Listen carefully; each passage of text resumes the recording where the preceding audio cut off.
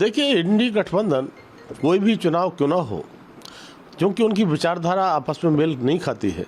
निजी स्वार्थों के कारण से उन्होंने अपने गठबंधन को बनाया है, इंडी गठबंधन। तब मैं कह सकता हूं कि कहीं का ईंट कहीं का रोरा, भानुमति ने कुरमा जोड़ा। तो जिनकी नीतियां मेल नहीं खाती हैं, विचारधारा मेल नहीं खाती हैं, तो इस तरह की आज ही लड़ाई नहीं हो रही है, लड़ाई होती रही है और लड़ाई होती रहेगी। और मैं कह सकता हूं कि चाहे जो गठबंधन कर ले, लेकिन माननीय प्रधानमंत्री मोदी जी के नेतृत्व में जिस तरह से देश विकास के रास्ते पर जा रहा है, तो देश की जनता माननीय प्रधानमंत्री मोदी के नेतृत्व में भारतीय जनता पार्टी के साथ है। और चुनाव जो भी होंगे या उपचुनाव होंगे, उसमें भाजपा का परचम फहराएगा। सर, उपचुनाव होने वाले हैं, उत्तर लगा रहे कि बीजेपी ने जानबूझकर चुनाव को रंग देने के लिए, राजनीति रंग देने के लिए ये सब हिंसा करवाए हैं। बहराइच में जो हिंसा हुआ है उस पर आप लोग पर आरोप मढ़ाया जा रहा है कि जानबूझकर किए हैं, अपने कार्यकर्ता ही एक दूसरे पर एफआईआर करवा रहे, ऐसी भी वो दावे कर रहे हैं। देखिए, समाजवादी पार्टी के नेताओं ने अपनी हार स्वीकार कर ली है। ये इसी बात का सीधा सीधा परिचायक है। जिस तरह से वो बौखलाहट में इस तरह के बयान दे रहे हैं, तब मैं कह सकता हूं कि कानून व्यवस्था 2017 के बाद में जिस तरह से चुस्त और दुरुस्त हुई है, लॉ एंड ऑर्डर पूरे देश में उत्तर प्रदेश के लिए जाना जाता है, तब मैं कह सकता हूं कि उनको अपने गिरेबान में झांक कर देखना चाहिए 2017 से पहले का शासन, जिस तरह से गुंडे माफिया शासन चलाते थे। और मैं कह सकता हूँ कि आज माननीय प्रधानमंत्री मोदी के नेतृत्व में पूरा देश और योगी जी के नेतृत्व में उत्तर प्रदेश में जिस तरह से विकास हो रहा है और कानून व्यवस्था अच्छी हुई है, ये उनको बच नहीं रही है, बर्दाश्त नहीं हो रही है। लेकिन वो मान नहीं रहे हैं, वो सीधे योगी आदित्यनाथ पर आरोप भी लगा रहे हैं, हिटलर शाही की भी बात कर रहे हैं।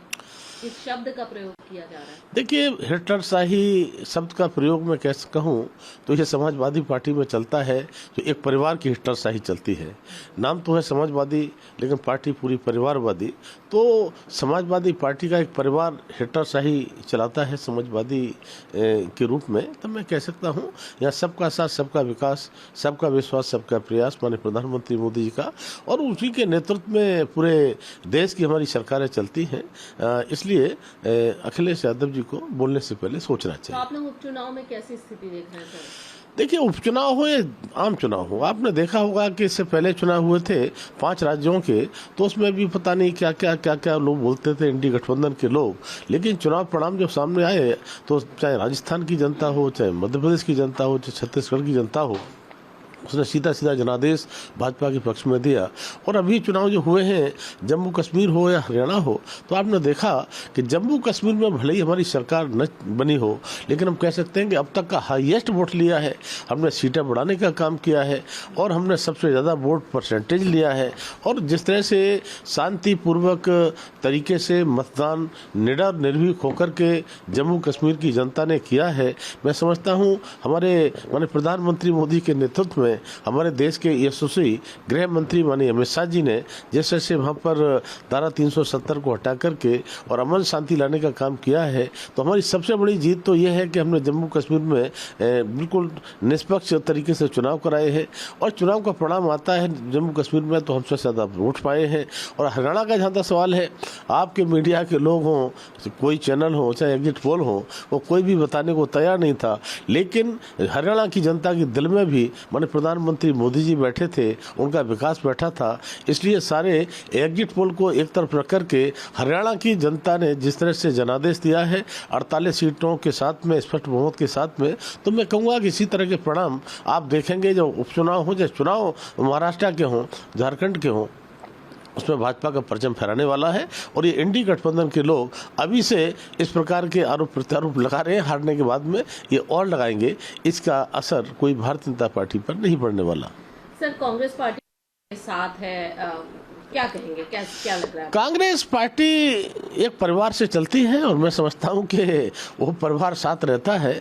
और जिस तरह से कई बार एक फेल्योर नेता के लिए कांग्रेस लॉन्च करती है और जनता उसको हर बार फेल कर देती है, तब मैं कहूँगा कि ये परिवारवादी पार्टी एक तरह से पूरा परिवार का वर्चस्व रहा है।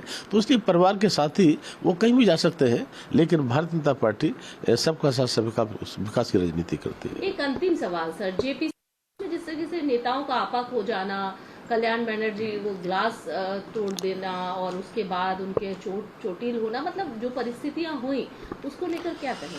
देखिए, कल्याण बनर्जी के विषय में कोई नया विवाद नहीं है।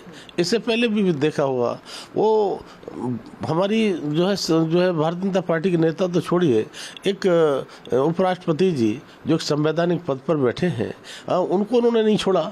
तब मैं कह सकता हूं कि जिस तरह से ममता बनर्जी के लिए दिखाने के लिए कि मैं तो आपके लिए कुछ भी कर सकता हूं, और इसलिए अनुशासनहीनता के एक तरह से जिस तरह से लांघने का काम किया है और कांच की बोतल को तोड़ करके और जो जेपीसी की बैठक में एक अनुशासनहीनता का परिचय दिया है, तो मैं कह सकता हूं कि पश्चिम बंगाल के ममता बनर्जी की पार्टी के लोग, चाहे पश्चिम बंगाल हो या देश के किसी हिस्से में जाते हैं, तो इसी प्रकार का ये कृत्य करते हैं। मुझे लगता है ये उनका कृत्य केवल जेपीसी की बैठक में उन नेताओं ने नहीं देखा है, पूरे देश के लोगों ने देखा है, देश की जनता ने देखा है। और जब भी समय आएगा तो पश्चिम बंगाल में तृणमूल कांग्रेस को सबक सिखाने का काम वहाँ की जनता भी करेगी।